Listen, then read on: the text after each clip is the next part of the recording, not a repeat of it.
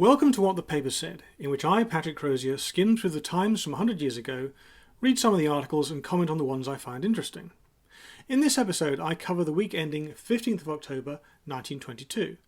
Coming up, the perils of Hyde Park, real fascism, the unvaccinated of Kingston, and communism and classical music.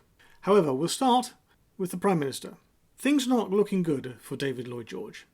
His actions over what we now know as the Chanak crisis have come in for a great deal of criticism. Worse still, he is the Liberal head of a majority Conservative/Unionist coalition with a general election looming. This is from Monday, 9th of October 1922. Plain words to the Premier. There has been an extraordinary outburst of criticism of the Prime Minister during the weekend.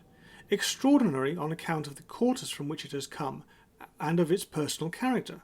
It is the more stinging where it contrasts, as in the case of the Observer, with a hitherto warm support of Mr. Lloyd George. The domestic application of Mr. Bonar Law's letter, I covered that last week, has been much discussed.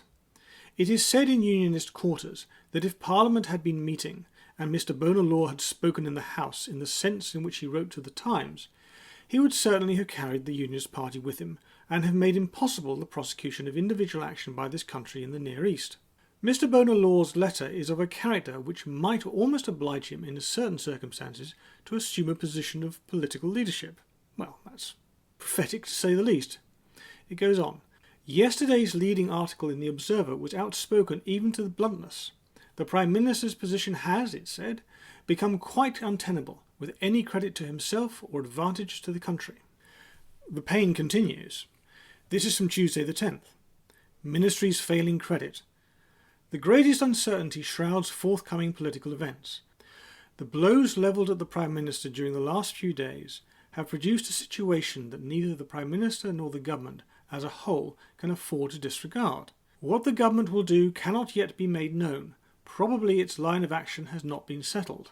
Well, yes, it probably hasn't. And it goes on. This is from Thursday the 12th.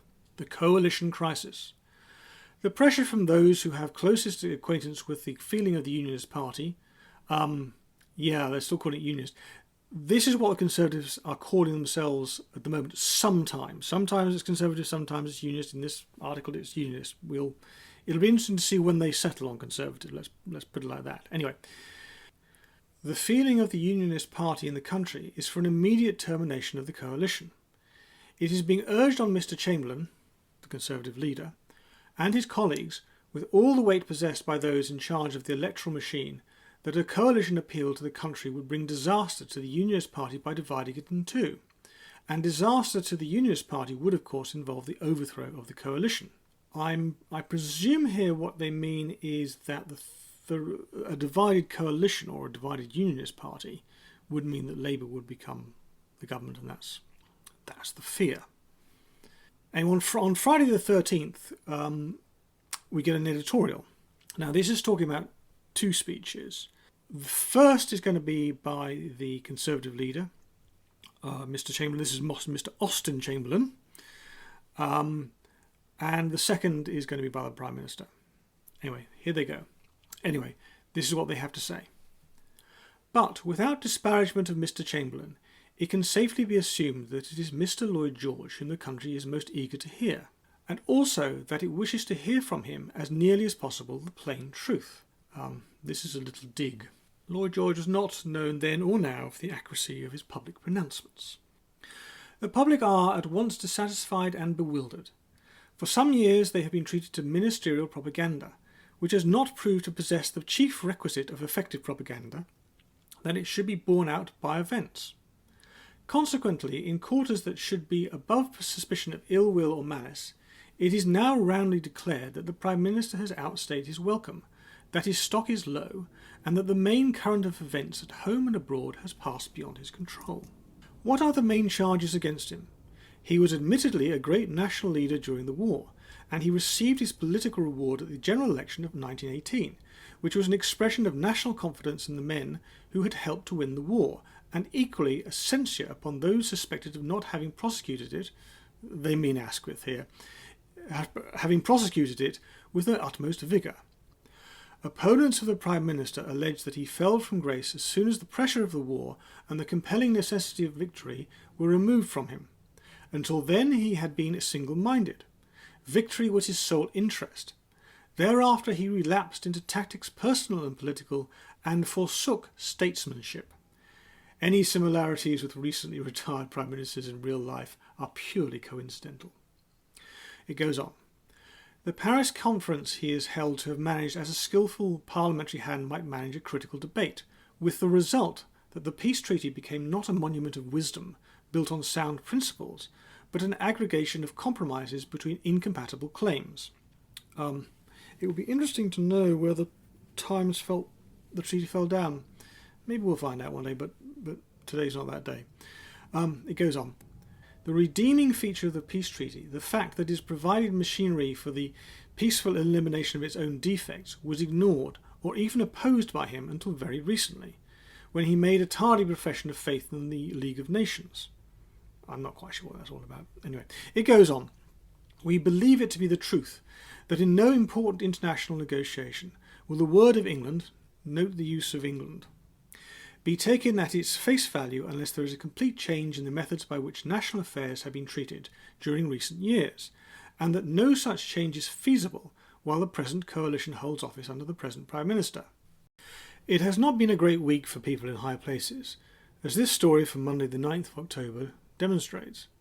Sir Almeric Fitzroy, clerk to the Privy Council, appeared at Marlborough Street Police Court on Saturday before Mr. Mead to answer a charge of wilfully interfering with and annoying persons using Hyde Park.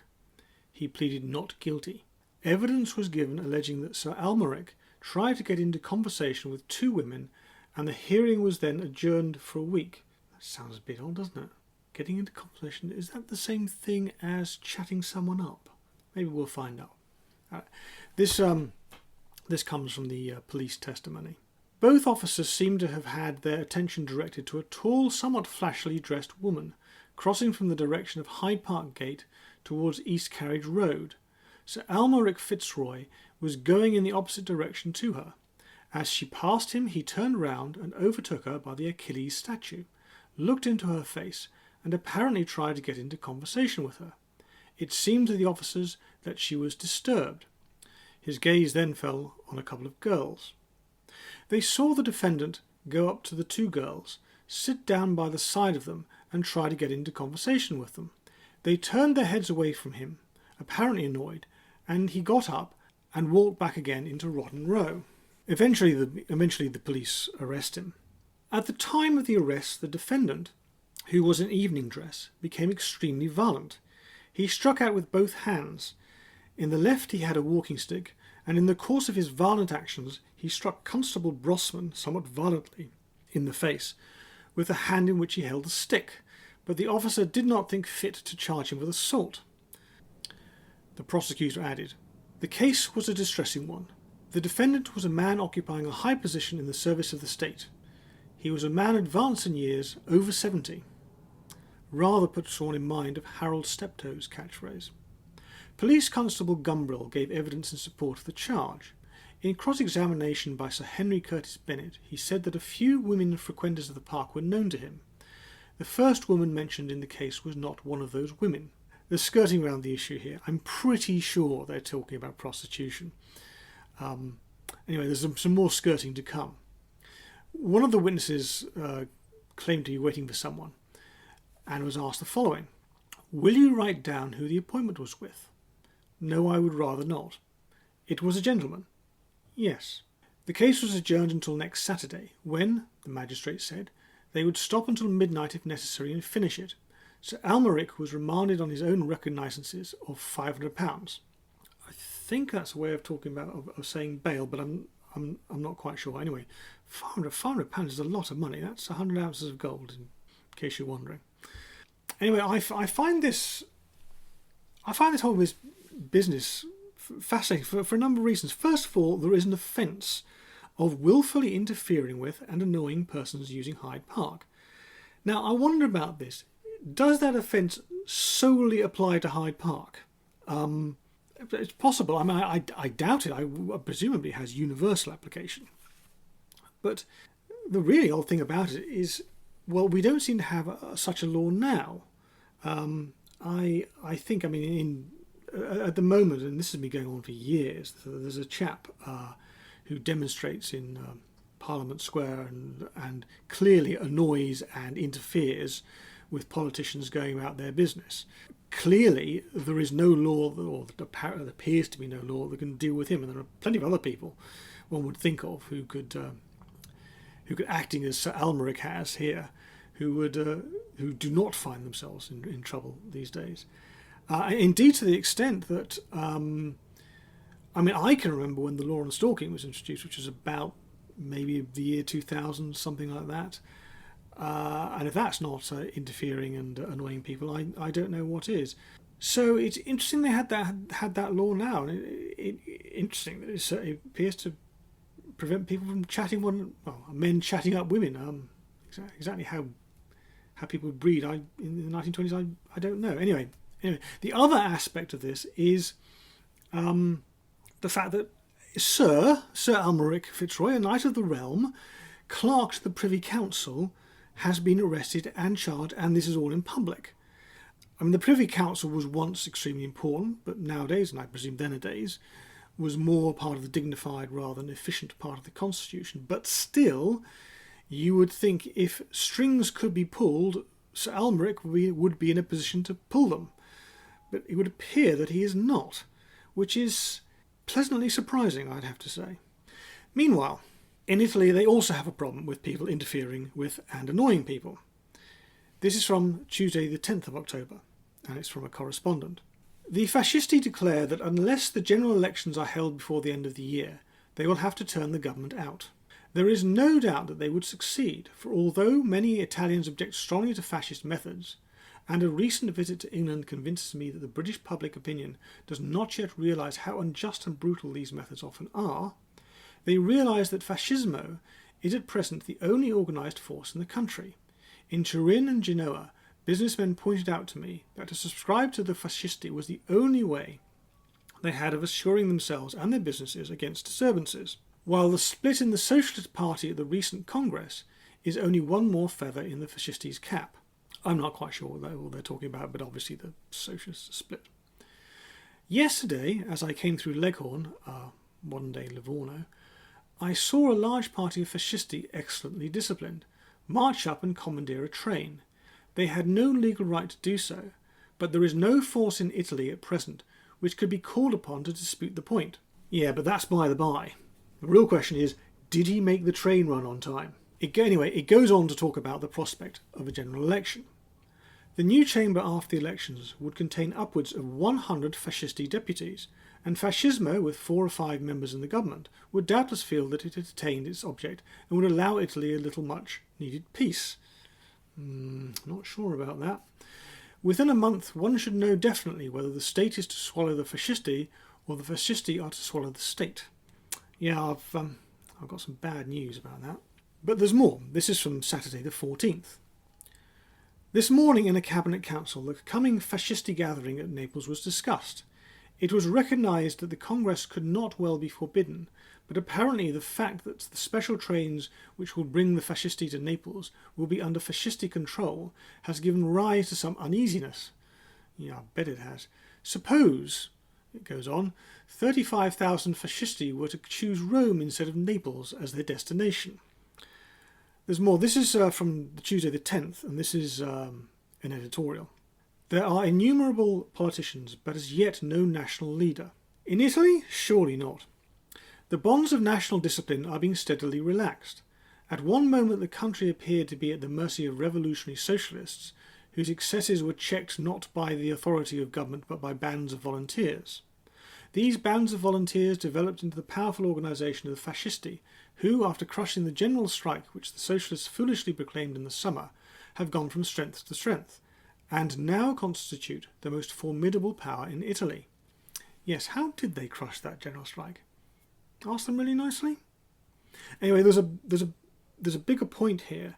As we go on, I don't know how long we're going to go on for, but assume we go to the beginning of the Second World War, you will notice that a lot of democracies in Europe become authoritarian dictatorships on a sort of fascist line or similar fascist nationalist line or similar. And I think it's got to be pointed out a large part of the attraction of these sorts of governments was fear of communism. I mean, I have this custom of having somewhat jokey remarks or jokey articles about communism, and there's one in this episode at the end of episodes. But really, if you're living in Central Europe or indeed Eastern Europe at this time, there's nothing funny about it. Anyway, the editorial goes on. The government is inactive. The fascisti are everywhere aggressive and assertive. They usurp the functions of the administration and the police.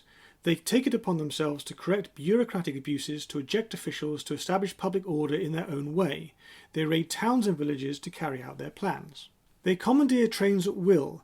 They insist on owners of factories maintaining fascisti guards, and they number thousands of supporters not only in the middle class, but among the workmen and peasantry. Whither is this strange movement tending? The leader, Signor Mussolini, in a recent speech declared that Italy was at present a nation, but not a state. That's a very odd statement. I must confess, I would say it was the other way around. Anyway, that's what he said. He goes on. And demanded the establishment of a fascista state. He demands the resignation of the government before the chamber reassembles and insists on new elections at the earliest possible date. What he means by a fascista state is not clear.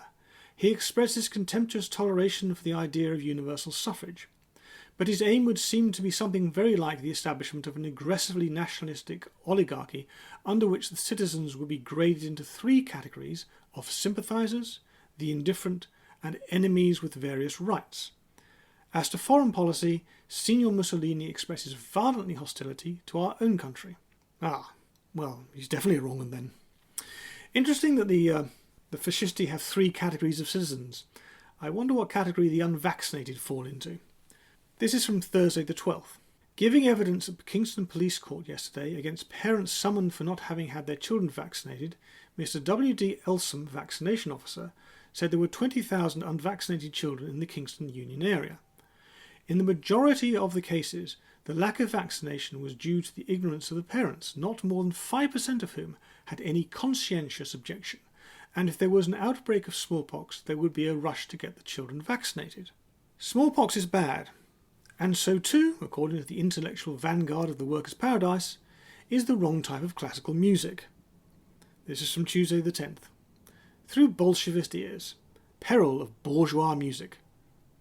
The Bolshevist journal Izvestia of Moscow writes on the subject of music.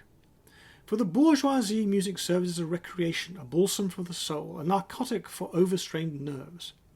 It is an integral part of their life of comfort, something cosy to help with the digestion. For us, music is more.